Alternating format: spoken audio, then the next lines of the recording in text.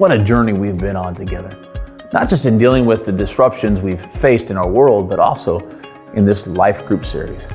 I hope the first 4 weeks of our Rolled Away Life Group study have opened your eyes to a whole new way of looking at Jesus' resurrection.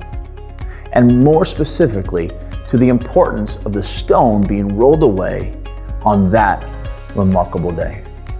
One of the things I noticed about the day the stone was rolled away was how much effort it seemed to take to move the stone. Let me show you.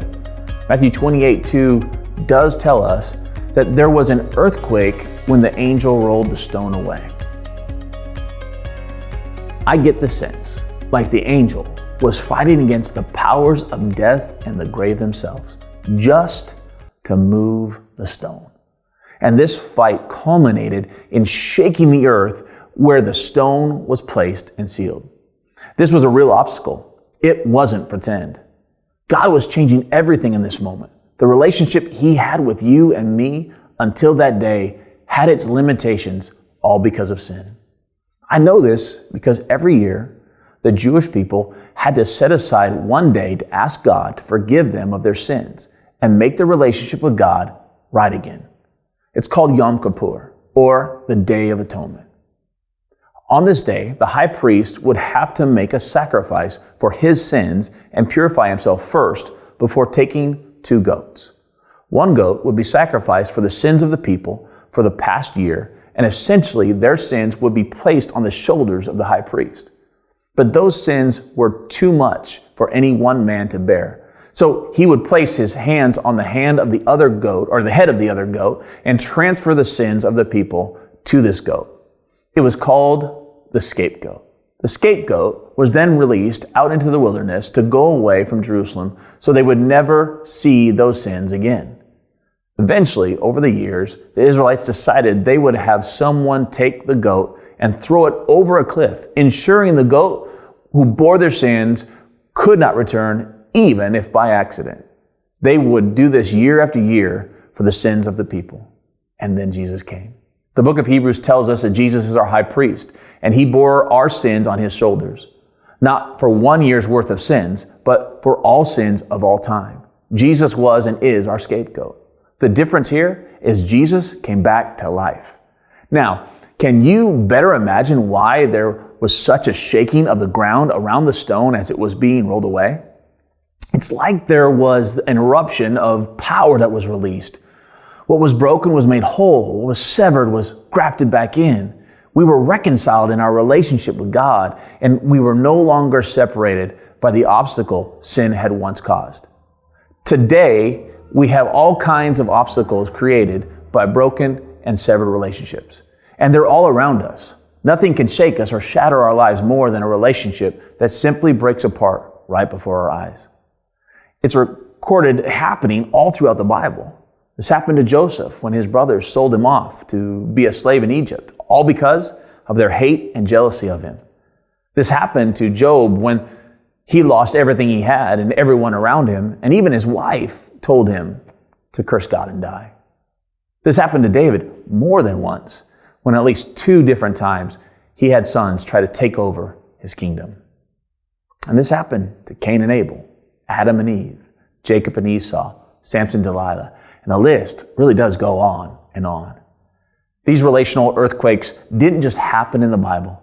They have happened to far too many people we all know and care about. They even have happened to you and me. Every one of us either know someone close to us that has felt the sting of divorce or have personally felt it ourselves. I know this to be true just based on the following information alone in the United States. Every 13 seconds, someone somewhere files for divorce. 50% of children in the U.S. will see their parents divorced in their lifetime. 43% of children in the U.S. are living without their father involved in their lives. 41% of first marriages end in divorce. 60% of second marriages and 73% of third marriages end in divorce. And the average first marriage lasts 8 years. This can be earth-shattering news for us to look at. But I want you to know that even if you find yourself in these stats, you don't have to live with them. God makes broken things whole. Divorce divides, but God unites. Divorce tears down, but God builds up. If you dealt with this obstacle in your life, know that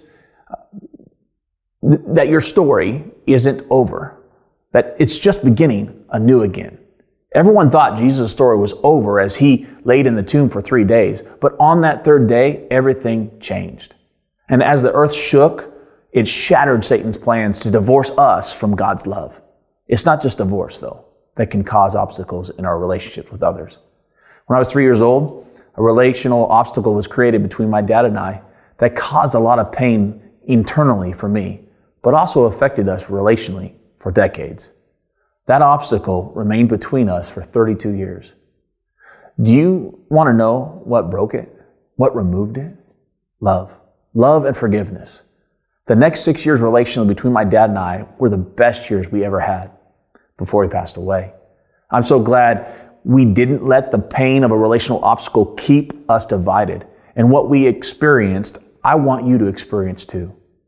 Paul had a ministry divide between one of his good friends named Barnabas because of the relational obstacles he had with a young man named John Mark. But we later read in the Bible of Paul calling for John Mark and that he was a benefit to Paul and his ministry. What made the difference there? Though we don't read about it, I'm sure it's the same two things that broke the relational obstacle between my dad and I. Love and forgiveness. Love and forgiveness are what broke the obstacles between us and God too. We need to stop seeing relational obstacles as obstacles and see them the way Jesus sees them, as opportunities. As I mentioned earlier, there was a far greater relational obstacle between us and God than what even my dad and I faced, or Paul and John Mark. The obstacle was sin. Jesus saw this obstacle as an opportunity for love and forgiveness to break through. Jesus gave his life for the opportunity to forgive us of our sins, even saying so when he was on the cross. And Jesus gave his life for the opportunity to show us his unlimited love. And when the final obstacles of the stone was rolled away, every obstacle between us and our relationship with Jesus was removed. And it's through love and forgiveness that the obstacles we face relationally with others can be turned into opportunities and see those obstacles also removed. Determine now to show love to those you interact with. Determine now to forgive others whenever they hurt you or offend you. It will be simpler for you in the hard times if you have already determined love and forgiveness is how you will treat others, regardless of how they treat you. I believe love and forgiveness go hand in hand. I don't believe you can have one without the other.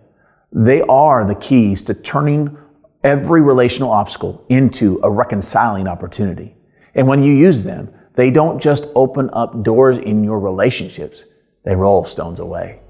Dive into your study guide now with those in your life group and discuss the obstacles you've faced and how you've used love and forgiveness to turn them into opportunities. And I'll see you back here next week for our final week as we see what it takes to win the spiritual battles in our lives.